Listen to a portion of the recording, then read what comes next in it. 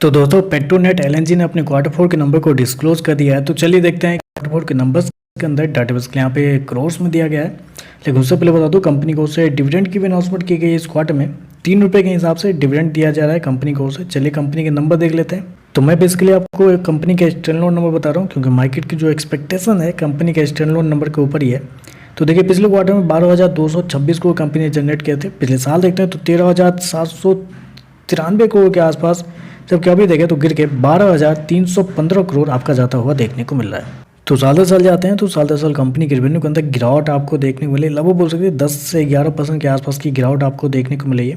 जबकि quarterly base पे जाते हैं तो क्वार्टरली बेस पे कंपनी का रेवेन्यू ऑलमोस्ट फ्लैट आपको देखने को मिला। तो कंपनी के रेवेन्यू क्वार्टरली बेस पे फ्लैट है, जबकि साल दर साल देखें तो एक बड़ी गिरावट आपको देखने को मिली। हालांकि मार्केट का मानना भी था कि कंपनी के रेवेन्यू एग्जैक्टली ऐसा ही आपको देखने को मिलेंगे, साल दर साल गिरेंगे, क्वार्टरली बेस पे फ्लैट रहेंगे, ऐसा मार्केट का मानना भी था। 12,450 करोड़ के आसपास का मार्केट का अनुमान था कि कंपनी का रेवेन्यू आता हुआ देखने को मिलेगा। कंपनी शो किया है 12,315 करोड़, तो आप कह सकते हैं लगभग इनलाइन कंपनी के रेवेन्यू आपको देखने को मिल रहा है।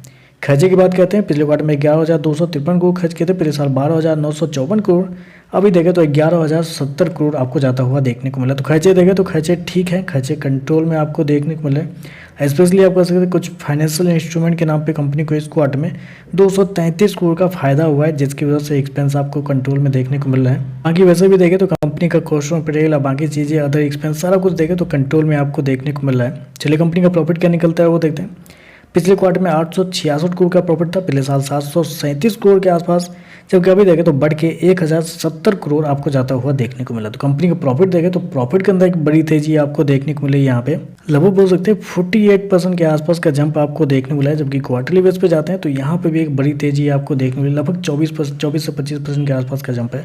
तो कंपनी का प्रॉफिट बहुत शानदार इस क्वार्टर में देखने को मिल रहा है। कंपनी ने शो किया 1,070 करोड़ का प्रॉफिट, जबकि मार्केट का अनुमान था लगभग 850 करोड़ के आसपास। तो यहाँ पे देखें तो मार्केट का अनुमान से बेहतर आपको देखने को मिल रहा है।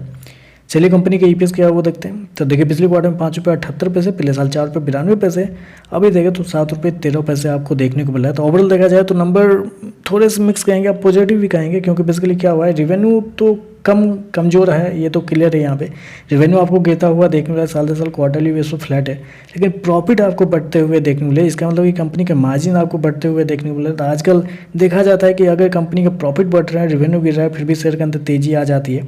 तो ऐसे में देखना पड़ेगा मार्केट कैसे रिएक्ट करता है। लेकिन ओवरऑल देखें तो एज पर मार्केट कंडीशन, जैसा कि अभी मार्केट चल रहा है, इस नंबर को थोड़े से पॉजिटिव आप कर सकते हैं। तो चलिए बस आज के लिए बस इतना ही। वीडियो पसंद आए तो लाइक कीजिएगा, साथ में साथ चैनल को सब्सक्राइब जरूर कीजिएगा। धन्यवाद।